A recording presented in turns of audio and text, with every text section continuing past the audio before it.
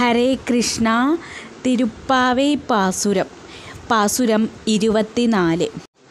ഭഗവാനാണ് ഭക്തനെ അനുഗ്രഹിക്കുന്നത്. എന്നാൽ ഇവിടെ ഭക്തൻ ഭഗവാനെ അനുഗ്രഹിക്കാൻ തുടങ്ങിയാലോ, അതായത് ഭഗവാനെ വാഴ്ത്തിപ്പാടുക, ഭഗവാന് അനുഗ്രഹം കൊടുക്കുക, ഭഗവാന്റെ ആ നാമം, ഭഗവാന്റെ ആ ലീലകൾ, ഇതൊക്കെ വളരെ വളരെ കാലം നിലനിൽക്കും എന്ന് പറഞ്ഞ് ഇങ്ങനെ ഭഗവാനെ അനുഗ്രഹിക്കുകയാണ് ആണ്ടാളമ്മയും സഖിമാരും ഇനി ചെയ്യാൻ പോകുന്നത്.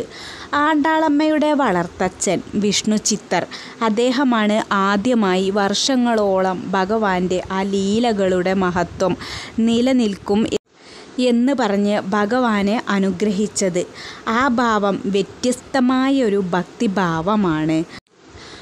ഭഗവാനെ നമ്മൾ സംരക്ഷിക്കുന്നത്, ഭഗവാൻ എന്തെങ്കിലും സംഭവിക്കുമോ എന്ന് നമ്മൾ ആകുലപ്പെടുന്നത്. അവർ ഭഗവാന്റെ സൗന്ദര്യത്തിലും ലയിച്ചു പോകുന്നു. ഭഗവാന്റെ സംരക്ഷണം ഇങ്ങോട്ടും കിട്ടണം എന്നും ആഗ്രഹിക്കുകയാണ്. തിരിച്ച് ഭഗവാനെ അങ്ങോട്ടും സംരക്ഷിക്കാം. ഇങ്ങനെ ആയി മാറിക്കഴിഞ്ഞു ആണ്ടാളമ്മയും സഖിമാരും. വൃന്ദാവനത്തിലെ ഗോപികമാരുടെ ഭാവം ആണ്ടാളമ്മയ്ക്കും സഖിമാർക്കും ലഭിച്ചു കഴിഞ്ഞു. അങ്ങനെ ഭക്തൻ്റെ ദാസനായി മാറിക്കഴിഞ്ഞു ഭഗവാൻ. അങ്ങനെയുള്ള ഭഗവാനെ സ്തുതിക്കുകയാണ് ആണ്ടാളമ്മയും സഖിമാരും. ഭഗവാന്റെ ആ തിരുവടികളെ, ചരണങ്ങളെ, ശക്തിയെ, ഭഗവാന്റെ കീർത്തിയെ, ഗുണഗണങ്ങളെ, ഭഗവാന്റെ കയ്യിലുള്ള ആയുധങ്ങളെ, ഇങ്ങനെ ഓരോന്നും വാഴ്ത്തിപ്പാടുകയാണ്. ആ 2 ചുവടുകളെ ഈ ലോകം മുഴുവനും അളന്നെടുത്ത ആ വാമന അവതാരത്തെയാണ് പുകഴ്ത്തുന്നത്. ഭഗവാന്റെ ആ തിരുവടികളെ ഞങ്ങൾ വാഴ്ത്തുന്നു. സീതാദേവിയെ, ആ രാമനാമം ജപിച്ചിരിക്കുന്ന ആ സീതാദേവിയെ സംരക്ഷിക്കാനായി വാനരപ്പടയോടൊത്ത് ശ്രീരാമചന്ദ്രൻ ലങ്കയിലെത്തി. അവിടെ രാവണൻ്റേതായ സകലതും നശിപ്പിച്ച് ആ രാമദേവൻ്റെ ശക്തിപ്രതാപത്തെ ഞാൻ വാഴ്ത്തുന്നു. ശകടാസുരനെ ഒറ്റ ചവിട്ടിന് തവിട് പൊടിയാക്കി മോക്ഷം കൊടുത്തു ഭഗവാൻ. ആ ഭഗവാന്റെ കീർത്തിയെ ഞാൻ വാഴ്ത്തുന്നു. ഭഗവാന്റെ കാലുകൊണ്ട് ഒറ്റ ഏറു കൊടുത്തു ധേനുകാസുരനെ.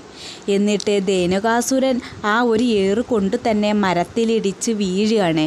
മരത്തിലെ കായ്കനികളൊക്കെ താഴെ വീഴും. ഈ അസുരനെ വധിച്ചിട്ട് ആ കായ്കനികൾ തൻ്റെ പ്രിയപ്പെട്ടവർക്ക് കൊടുത്തു ഭഗവാൻ. ആ ഭഗവാന്റെ ഗുണഗണങ്ങൾ, ഗോവർദ്ധനധാരി, അതായത് ഗോവർദ്ധനത്തെ ചെറുവിരൽ കൊണ്ട് പൊക്കിയെടുത്ത് ഗോപാലകരെ സംരക്ഷിച്ചു ഭഗവാൻ.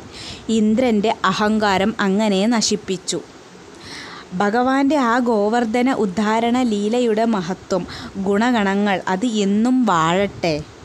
ഭഗവാന്റെ ശത്രുക്കൾക്ക് ഭഗവാനോടുള്ള പകയെ ഇല്ലാതാക്കുന്നത് ഭഗവാന്റെ കയ്യിലിരിക്കുന്ന ആ ആയുധം, അതായത് സുദർശന ചക്രം. സുദർശന ചക്രമായാലും ഇനി കുന്തമായാലും ഭഗവാന്റെ ശത്രുക്കൾക്ക് ഭഗവാനോടുള്ള വിരോധം അത് ഇല്ലാതെയാകും. അങ്ങനെയുള്ള ഭഗവാന്റെ ആയുധത്തെ ഞങ്ങൾ നമിക്കുന്നു.